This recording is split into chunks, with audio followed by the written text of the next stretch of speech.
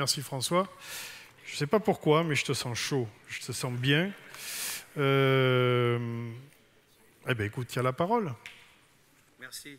Un auditoire tout à ton écoute.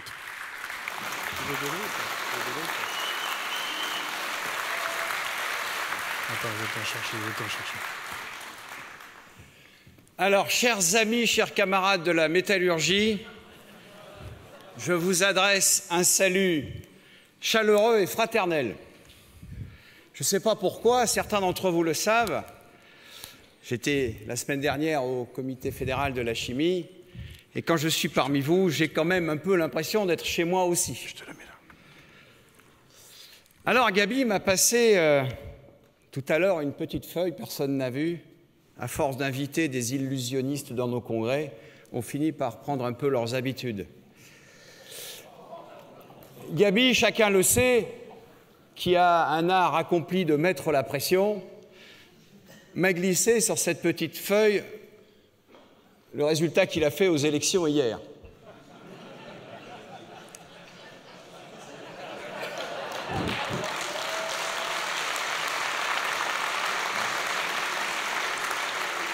Et il m'a dit dans un sourire, ça t'inspirera pour le confédéral. J'ai bien noté. Alors il a dit aussi que j'allais vous parler de l'actualité de la CFE-CGC. Et il a tellement raison. Et alors, pour moi, l'actualité de la CFE-CGC,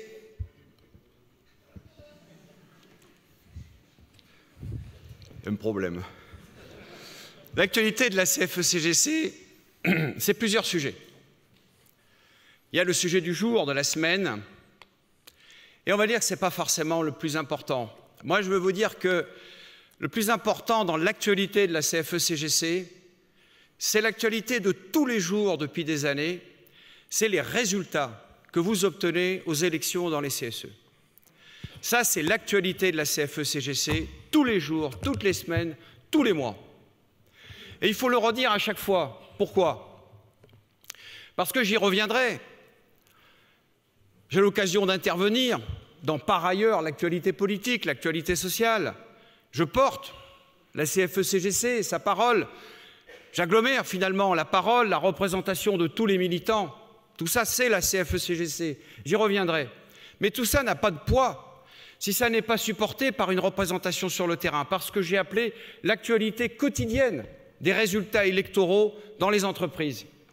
Alors, il se trouve que nous avons une année qui est un peu particulière dans le cycle électoral, puisque c'est l'année où, de mois en mois jusqu'à la fin, eh bien, il va y avoir de plus en plus d'élections jusqu'au mois de décembre, où probablement cela va culminer.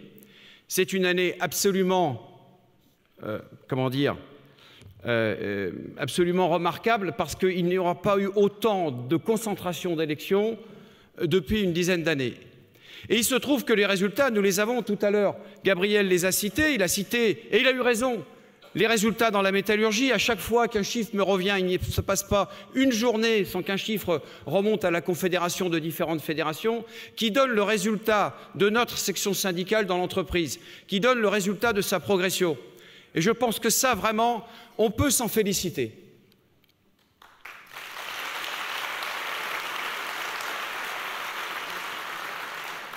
Je peux vous en féliciter.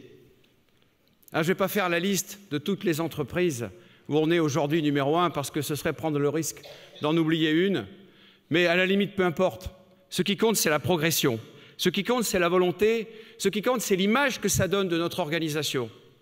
Un chiffre, 17%. Qu'est-ce que ce chiffre? Ce chiffre, c'est la progression de notre organisation dans le comptage global du cycle électoral 2012-2016, dont nous avons eu le résultat au mois de mars 2017. 17% de progression intrinsèque. C'est la plus forte progression de tous les syndicats. Celui qui a progressé derrière nous et dont on a beaucoup parlé parce qu'il a pris la première place des syndicats dans le privé, la CFDT, n'a progressé que de 4% en progression intrinsèque. Nous avons fait plus 83 000 voix et eux en ont fait plus 65 000. Et moi, je pose la question, je me suis posé la question, on se l'est posé tous ensemble. Finalement, pourquoi ce résultat? Il faut l'interpréter pour le prolonger, pour le continuer, pour l'amplifier. Il faut comprendre pourquoi ce résultat, pourquoi les gens dans les entreprises nous font confiance. Parce qu'en fait, il y a une raison. Et c'est cette raison-là qui fait le lien avec d'autres sujets de l'actualité que je vais aborder dans une deuxième partie. Parce que vous voyez, c'est la saison du bac et j'ai prévu de faire un exposé en 3 parties.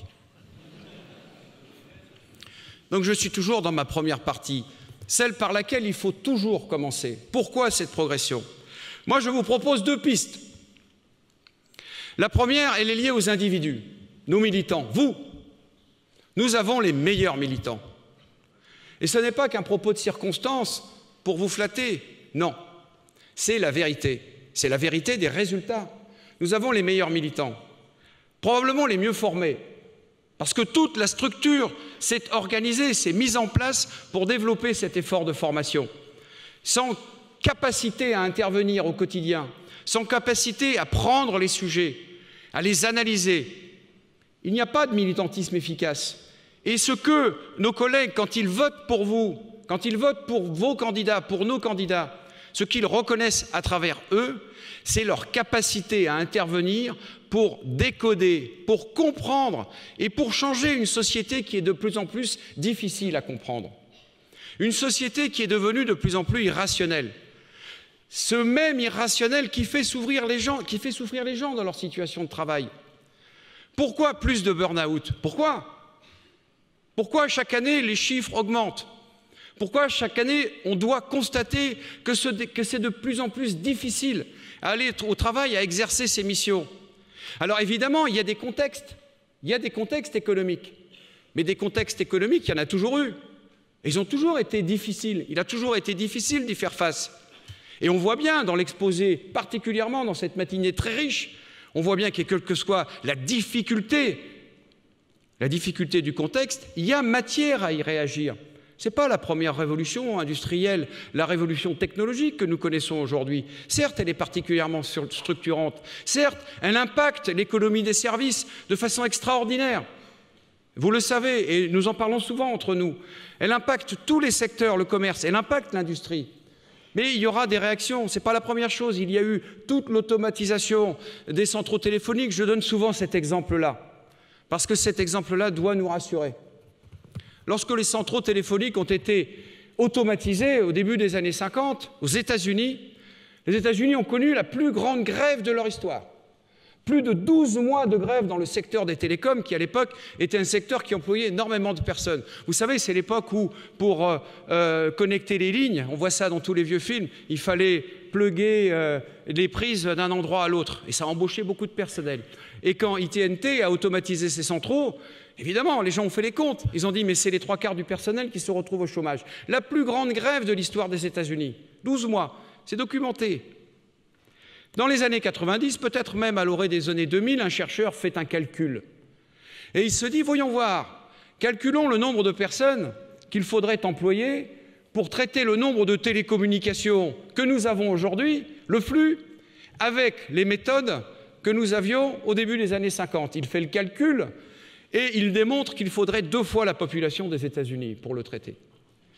C'est pour ça que je dis que cet exemple-là doit nous rendre un peu plus optimistes sur les scénarios qui sont aujourd'hui difficiles à envisager. C'est que de toute façon, quoi qu'il arrive, dès l'instant qu'on convoque l'intelligence, la responsabilité, la créativité au chevet des mutations technologiques, il y a toujours des solutions dans lesquelles chacun pourra s'inscrire. Et ça, on n'en a pas peur. Et je crois qu'on est assez bien placé pour représenter ça. Mais je reviens sur mon histoire.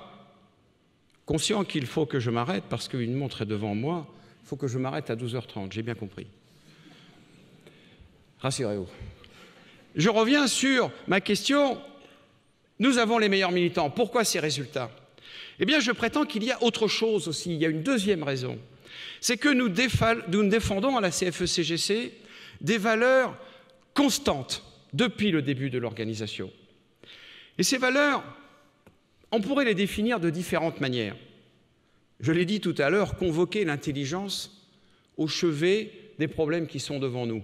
Je pourrais peut-être même m'arrêter là. Le marquer sur un bout de papier et l'envoyer au gouvernement. Mais j'y reviendrai. Vous savez, non, vous ne le savez pas, mais je vais vous le dire, quand j'étais beaucoup plus jeune, étudiant, il y avait dans ma salle de classe je crois que c'était la classe de maths, il y avait une affiche, beaucoup d'entre vous le connaissent, ce slogan. Il est assez extraordinaire et je trouve qu'il décrit bien, d'une certaine façon, notre organisation. Ne pas rire, ne pas pleurer, comprendre. Moi, je trouve que c'est très fort. Et moi, je vous propose de mettre en lien cette chose-là avec ce que j'ai appelé à une certaine époque la troisième voie syndicale, la voie de la CFE-CGC. Ni réformiste au sens politique du terme, là encore j'y reviendrai, je crois qu'il faut faire l'effort de le détailler, ni contestataire en tant que tel, en permanence, non, la troisième voie syndicale, c'est ne pas rire, j'ai entendu être toujours d'accord, ne pas pleurer, n'être jamais d'accord, comprendre ce qui se passe, prendre ses responsabilités, assumer, dire les choses qu'il faut faire. Voilà ce en quoi croient tous nos collègues qui votent pour la CFE-CGC. Parce qu'il est probable qu'aucune organisation n'incarne cela aussi bien que nous. Pourquoi? Eh bien parce que la CFE-CGC, l'organisation de l'encadrement, porte en elle-même comme un ADN cette idée que quand on est salarié, quand on est agent de la fonction publique, peu importe son métier, peu importe le secteur économique dans lequel on travaille, eh bien, quand on est en situation de responsabilité, on incarne quelque chose de fondamental pour la société, quelque chose qui emmène tout le monde. Cette idée qu'en progressant soi-même, on fera progresser l'ensemble. Et que l'ensemble ne peut pas progresser, la collectivité ne peut pas progresser, ne peut pas avancer, ne peut pas être meilleure pour la société s'il n'y a pas au sein de cette collectivité-là des gens qui s'engagent tout simplement parce qu'ils ont ce désir d'exercer des responsabilités, ils ont des compétences particulières. Pour beaucoup, ils ont fait des études pour ça, ils ont des diplômes qui justifient cela. Et dans l'entreprise, ils viennent exercer cette compétence, prendre la responsabilité. N'y a-t-il pas d'autre meilleure définition de l'encadrement que de dire, voilà, qui est un membre de l'encadrement, sinon quelqu'un qui, quand il arrive au travail le matin, plutôt quand il part le soir, s'il y a marqué problème sur son dossier, sur son bureau, quand il revient le matin, personne ne l'a effacé. Personne ne l'a résolu à sa place. La raison pour laquelle, d'ailleurs, probablement, aujourd'hui, et c'est un problème, il emporte ce problème chez lui, puisqu'il ne l'écrit pas sur un papier, il l'écrit sur son portable. Donc, effectivement, le portable étant toujours à côté, c'est maintenant le reproche que nous font tous les enfants. Écoute, papa, tu es plus souvent sur ton portable, donc papa ou maman, donc tu n'as pas trop de reproches à faire. Mais effectivement, ils ont raison. Et ça, j'y reviendrai, ce sera ma troisième partie. Mais je reviens sur cette question de l'engagement qui fait la spécificité de notre organisation, qui fait sa caractéristique et qui fait son succès. Eh bien, aujourd'hui, nous vivons dans une société paradoxale. Et je crois que ça aussi contribue à notre succès électoral. Parce que nos collègues, qu'est-ce qu'ils reconnaissent en nous, finalement? Ceux qui vont dire une certaine forme de vérité. Comprendre et agir. Moi, je dis toujours, parler, c'est agir. Dire sa vérité, c'est agir au quotidien. Tout à l'heure, dans la table ronde, et on le fait à chaque fois, c'est une très bonne chose, ont été évoquées les questions qui sont relatives au dialogue social. Le dialogue social, ce n'est pas qu'un concept. On peut, sur la question du dialogue social, porter plusieurs définitions, mettre en perspective plusieurs choses. Moi, je vous propose là encore cette image. Dans une entreprise, personne n'est propriétaire de la vérité. Surtout pas la direction. Surtout pas. Ils ont leur vérité. Ils ont leurs objectifs. Ils ont leurs propres raisons qui méritent d'être discutées. Mais les salariés, ils ont aussi leur vérité. Leur vérité est plus globale, au sens où elle s'imprègne de toutes les situations de travail. Parce que toutes les décisions qui sont prises par la direction impactent de façon différente, mais particulièrement forte, les différentes situations de travail, les collectifs de travail. Et cet impact, parfois, peut être extrêmement difficile, voire, dans certaines situations, être considéré comme contre-productif pour le résultat global. Et donc, ces différentes vérités, qui sont les vérités du terrain, eh bien, elles doivent être portées dans un espace pour être confrontées avec la vérité dont la direction est porteuse. Et cet espace dans lequel on confronte ces différentes vérités sur l'entreprise, c'est tout simplement l'espace du dialogue social. Et dans cet espace-là, si chacun fait l'effort de se mettre au même niveau, c'est-à-dire de respecter le point de vue de l'autre et de considérer qu'il y aura matière à trouver un accord en cela, eh bien ça fonctionne. Et nous n'avons que des exemples que cela fonctionne. Et partout où nos directions considèrent que quoi qu'il arrive, c'est leur vérité qui demeurera, à chaque fois, on va à la catastrophe. Il y a une belle manifestation le 22, samedi, à laquelle je dois dire, et je m'en excuse auprès de mes collègues, je ne pourrai pas aller. Je parle bien sûr de General Electric. Nous avons l'exact exemple de ce que c'est qu'une catastrophe. Dès l'instant qu'on ne fait pas se confronter les différentes visions, les différentes vérités qui ont place et qui ont lieu dans l'entreprise.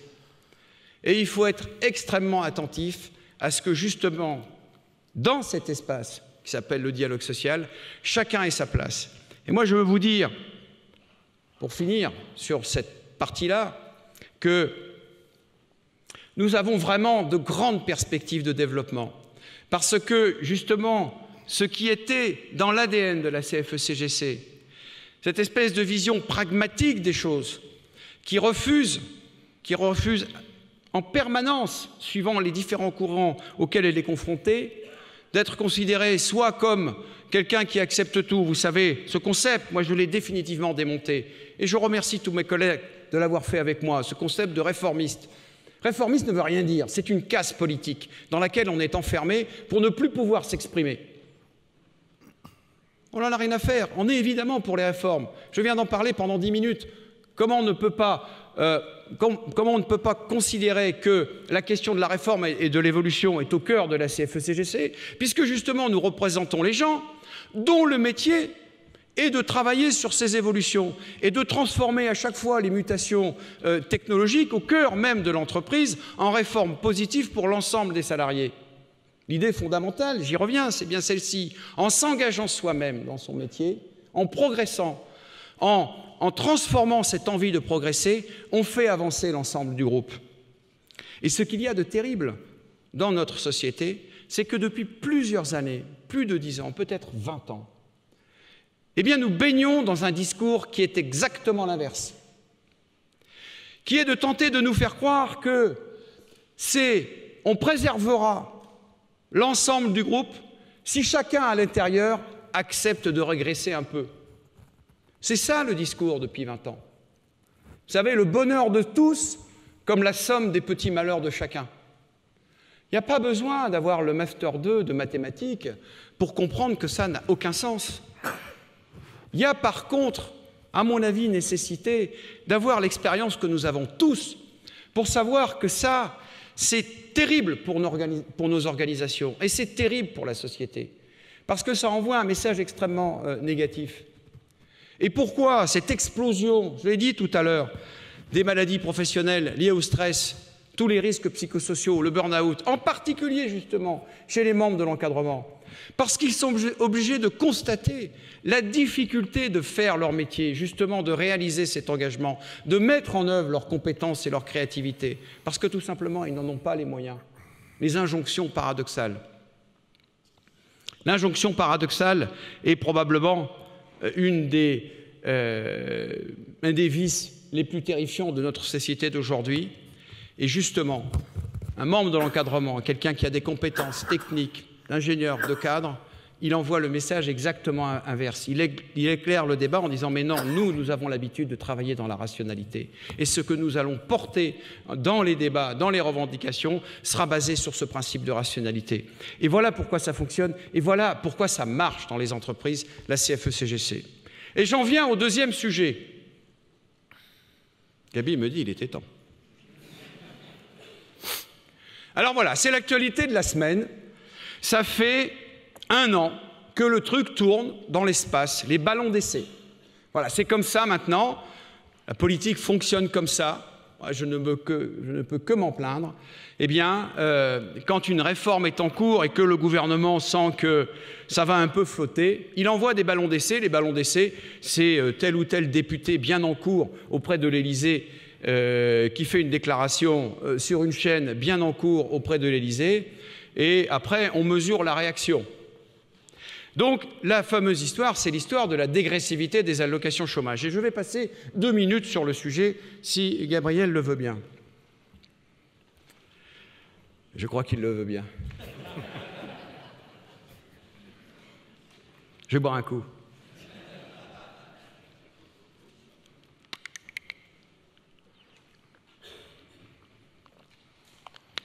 Excusez-moi.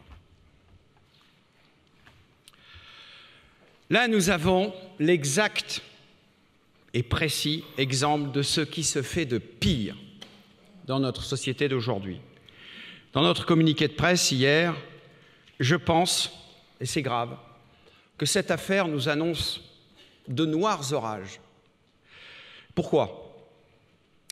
Premièrement, la dégressivité des allocations chômage, sur le plan purement technique, j'ose même dire scientifique, ça ne fonctionne pas. Et ça a été mesuré. Je rappelle que ça existait dans le système français, comme dans d'ailleurs beaucoup d'autres systèmes, à cette époque-là, en Europe, et ça a été abandonné partout.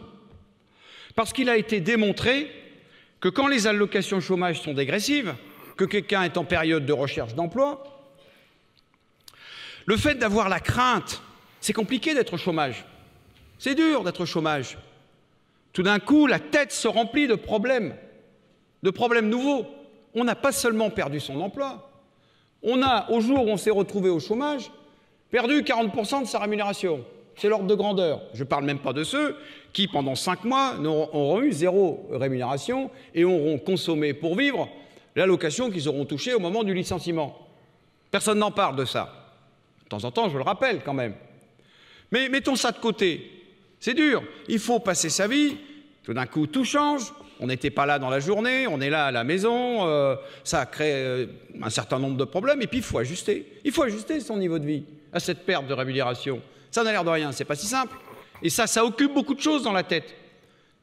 Ça nécessite du temps pour reprendre cet équilibre-là. Et puis quand on a repris cet équilibre, quand on est vraiment bien reparti dans la démarche de recherche d'emploi, eh bien bouf, au moment où on commence à être un peu stabilisé et on commence à reprendre de l'efficacité sur cette requalification, dégressivité, encore 30% de moins. Donc ça pousse les gens à la panique, la terreur, la peur du déclassement. Eh bien ça pousse les gens à accepter un emploi qui ne correspond pas à leurs compétences et leur niveau de responsabilité.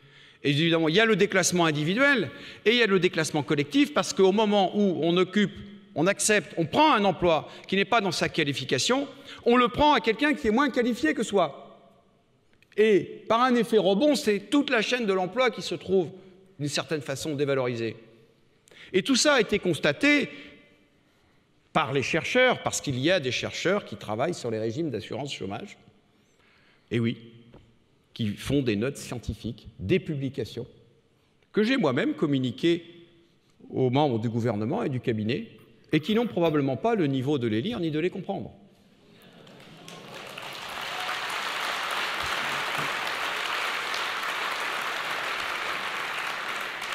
Et c'est peut-être ça qui est grave. C'est un fait scientifique, la dégressivité ne fonctionne pas, elle crée de la précarité individuelle et collective. Au passage, et c'est mon deuxième point sur le sujet, dégressivité, une faute, une exploitation à l'envers de données. Et deuxième point, c'est l'argument. On démontre que ça ne marche pas, on nous dit oui, mais il faut inciter au retour à l'emploi. Ah bah oui, bien sûr, il faut inciter au retour à l'emploi. Comment? Alors, il va y avoir des moyens, je ne vais pas revenir beaucoup dessus. On nous dit qu'on va redévelopper des moyens pour Pôle emploi. OK? Mais il y a un autre moyen, effectivement. On considère, par définition, que quelqu'un qui est privé d'emploi, ben, finalement, recherche mollement grâce à son indemnisation. Dans le terme même de l'incitation au retour à l'emploi qui vient durcir les conditions d'allocation, il y a le sens donné que les gens qui recherchent un emploi ne le font pas activement. C'est tout simplement une analyse syntaxique de la phrase. Or ça, là encore, c'est démenti par les faits, puisque les études, là encore, montrent que l'aléa moral, c'est-à-dire la capacité qu'a un système à générer chez un certain pourcentage d'individus à en profiter, entre guillemets, donc ça s'appelle l'aléa moral, eh bien l'aléa moral dans le système français, il est très faible. Il est plus faible que la moyenne européenne. Les spécialistes, les éditorialistes des chaînes en continu, je ne veux pas en citer ici, mais qui disent oui, qui comparent tout avec les systèmes européens. Ce sont des ânes qui n'y connaissent strictement rien.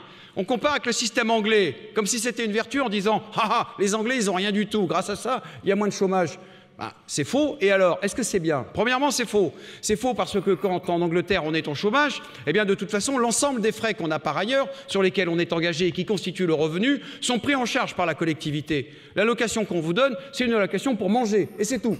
Tout le reste est pris en charge. Les transports, le remboursement des emprunts, les frais d'école pour les enfants, etc. Tout est pris en charge. Ah mais ça, on oublie de le dire. Et peu importe, on s'en fout. On ne peut pas en permanence se comparer avec tel ou tel en disant, parce que c'est l'objectif, eh bien il faut s'aligner toujours sur le minimum. Non, pas vrai. Au contraire, si notre système il est plus généreux que les autres, eh bien proposons de l'étendre aux autres pays. Après tout, ça a toujours été un peu la vocation de la France, d'éclairer un petit peu les différents pays du monde. Pourquoi abandonner ce principe et toujours se focaliser sur ce qui se fait de plus dur et de moins bien dans les autres pays? Or, le sujet, il est là, effectivement. Pourquoi le système en France existe dans ces conditions-là? Un, il y a moins d'aléas moraux, et deux, c'est le point du moment, 35 milliards d'euros de budget, 42% sont alimentés par les cotisations sur les cadres. Ce chiffre, maintenant, il est partout, tout le monde l'emploie, même mes collègues des autres syndicats, et c'est grâce à nous. C'est nous qui avons diffusé ce chiffre. C'est notre économie de la connaissance. Voilà. Ce chiffre-là, il existait quelque part dans un papier, et personne ne pensait à l'argumenter. 42% des ressources de l'assurance chômage viennent des cotisations et des contributions assises sur les salaires des cadres. Et seulement 15% des allocations vont au même public. Faites la différence. 27%, c'est 10 milliards d'euros. 10 milliards d'euros qui vont à la solidarité intercatégorielle. Et en fait, qu'est-ce qu'on redécouvre à cette occasion-là? On redécouvre une chose simple, qui va d'évidence. C'est que sans l'intervention des catégories les plus responsabilisées dans la société, dans les systèmes de solidarité collective, il n'y a pas de solidarité collective. Et donc, venir intervenir au double motif que plus l'allocation qu'on touche au chômage est importante, plus les gens restent. C'est dans le papier du gouvernement. C'est peut-être la plus grande honte de la communication gouvernementale. C'est travestir un fait scientifique qui est réel, à savoir effectivement que plus son revenu au chômage est élevé, plus c'est difficile de retrouver du travail. Mais c'est quand même assez facile à comprendre que quelqu'un qui se retrouve au chômage à 50 ans, 52 ans, qui avait un poste de directeur de recherche, de directeur commercial, de directeur des études, peu importe, ou de chef de service, et qui se retrouve privé d'emploi, eh bien il va mettre du temps pour retrouver un emploi. Le marché de l'emploi auquel il s'adresse est un marché beaucoup plus restreint. Et donc ce sera plus difficile et plus long pour lui de retrouver ce travail. C'est simple à comprendre. Il suffit de connaître les gens, de voir les yeux dans les yeux, d'avoir des témoignages, de constater ce qui se passe, de ce que c'est que la dureté de la réalité du chômage. Mais il suffira que le directeur de cabinet du ministère du Travail, ou peut-être même le Premier ministre, ait un ami qui connaît quelqu'un qui est au chômage et qui glandouille. Et donc on considérera que c'est toute la population qui est concernée. C'est la punition collective. C'est ce qu'il y a de plus grave dans une société. Vous savez, c'est ce professeur qui se retourne. Il y a 40 élèves dans la classe, il y en a un qui siffle, il se retourne, il dit « Qui a sifflé ?» Personne ne se dénonce, il punit tout le monde. Voilà comment fonctionne le gouvernement. Et ça, c'est très grave. Et pour justifier cette politique, il nous sort ce chiffre et cette courbe et il l'interprète à l'envers. Et moi, je vous dis que quand un gouvernement qui utilise des chiffres, interprète des faits dont on peut considérer qu'ils ont une réalité scientifique, et qu'il les interprète à l'envers, qu'il ment sur la réalité scientifique des données pour pouvoir pousser sa politique, alors effectivement c'est très grave pour la société.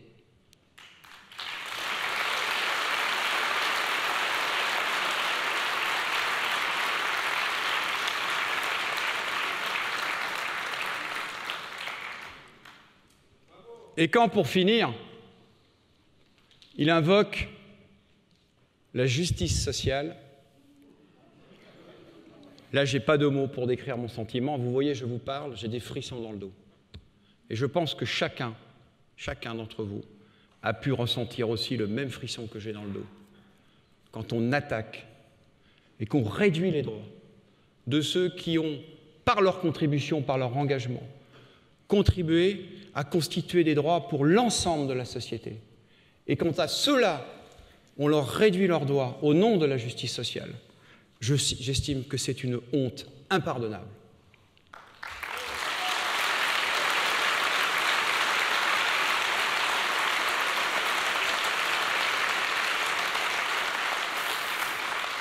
Alors, je vais finir parce que j'ai un troisième point. Et alors, tout à l'heure, mais je connais bien Gaby, il aime bien cette formule, I have a dream. Alors c'est vrai que j'ai fait pas mal de mauvais rêves ces derniers temps, mais par contre, j'en ai fait un qui est plutôt pas mal. Et vous allez comprendre. Ce rêve, en fait, il est en train de se réaliser. Et je vais partir d'un point inattendu probablement pour vous. Quel est le problème numéro 1 pour les entreprises? J'ai en face de moi beaucoup de responsables d'entreprises et ils ne me démentiront pas. Je voyage beaucoup, rencontre beaucoup d'entreprises dans tout un tas de secteurs économiques différents, des entreprises de haut niveau, parfois un peu plus petites. Et tout le monde me dit la même chose. Et d'ailleurs, en vérité, depuis plusieurs mois, on ne dit que ça. Et d'ailleurs, en vérité, les représentants du patronat que j'ai encore côtoyés mardi ne disent que ça. Le problème numéro 1 aujourd'hui, c'est que les entreprises n'arrivent pas à recruter. Alors pour eux, c'est une catastrophe. Eh bien moi, je vais vous dire que pour moi, pour nous, c'est peut-être la meilleure nouvelle du moment. Ça ne peut que nous procurer des raisons d'espérer dans l'avenir. Et pourquoi les entreprises n'arrivent pas à recruter? Pourquoi? Nous, on le sait. On le sait. C'est parce que cette génération qu'on appelle les millennials, avec lesquels vous avez beaucoup travaillé, pour lesquels nous avons organisé des débats, beaucoup, l'université d'automne au mois d'octobre l'année dernière, pour essayer de comprendre, de mettre en perspective. La génération pour beaucoup d'entre nous, pour moi, de nos enfants, des enfants de nos voisins, de nos amis, les amis de nos enfants, on les connaît, on les a vus grandir. Et en fait, qu'est-ce qu'ils nous disent? Ils nous disent, mais moi, cette entreprise-là ne m'intéresse pas. Oui, j'ai le bon niveau. Oui, peut-être. La bonne paye. Mais toi, maman, toi, papa, j'ai vu comment vous avez grandi dans votre entreprise. Ce besoin de faire carrière, cette envie de faire carrière. Pourquoi? Pourquoi? Pour vous entendre, comme aujourd'hui, revenir avec tous ces problèmes, cette difficulté à travailler, cette fatigue, cette non prise en compte de votre vision des choses. Mais moi, ça ne m'intéresse pas. Il y a d'autres enjeux pour la société, pour la planète. On ne parle que de ça aujourd'hui. Mais moi, c'est ça qui me donne envie de m'engager. J'ai envie de m'engager, oui, ça c'est sûr, et je le ferai. Mais pas dans une entreprise qui ne porte pas des valeurs correctes. Et ça, croyez-moi, ça va faire changer la société. C'est une certitude absolue. Beaucoup plus efficacement, beaucoup plus radicalement que toutes les occupations des amphis à Nanterre ou dans d'autres facs de France, que toutes les manifestations. Ça, c'est le coup porté à l'économie. Et dès l'instant qu'on porte le coup à cet endroit-là, on aura forcément un impact. C'est très compliqué d'en mesurer la portée. C'est très compliqué d'envisager de façon définitive comment les choses vont s'organiser. Mais nous avons aujourd'hui une certitude. C'est que par cette exigence, cette volonté que soient pris en compte les valeurs de confiance, de respect, de responsabilité, ce sont les 3 mots-clés de cette génération. On veut de la confiance, on veut du respect et on veut de la responsabilité. Rien d'autre que ce que finalement nous portons depuis tant d'années. Et voilà, je termine là-dessus. C'est vrai que la société est complexe, irrationnelle. Elle est parfois très violente. Cette violence sociale, dont j'ai beaucoup parlé il y a quelques instants, peut nous rendre inquiets. Mais il y a quand même beaucoup de raisons d'espérer. Les raisons d'espérer, j'ai commencé par ça, c'est nos résultats dans l'entreprise, c'est la confiance que nous portent nos collègues. Les raisons d'espérer, c'est cette ambition que nous avons tous et qui vient se conjuguer aujourd'hui avec l'ambition de toute une génération qui monte. Et je termine là-dessus. Vous savez, à Lyon, il y a 3 ans, vous m'avez fait confiance, et croyez-moi, j'en ai toujours été très honoré. Et j'avais dit qu'il ne faut pas baisser les bras. Ils ont 20 ans, ils nous regardent, et de ce monde qui change, rien ne leur échappe. Et ce que nous leur devons, c'est de ne pas baisser les bras. Et tous ces résultats que nous avons engrangés depuis tant d'années, qui se sont confirmés depuis certaines années, ils sont la preuve que nous n'avons pas baissé les bras. Et maintenant, je veux vous dire que maintenant que nous les avons bien haut nos bras, eh bien, dans ces bras, nous pouvons dire que nous tenons l'avenir entre nos mains. Je vous remercie.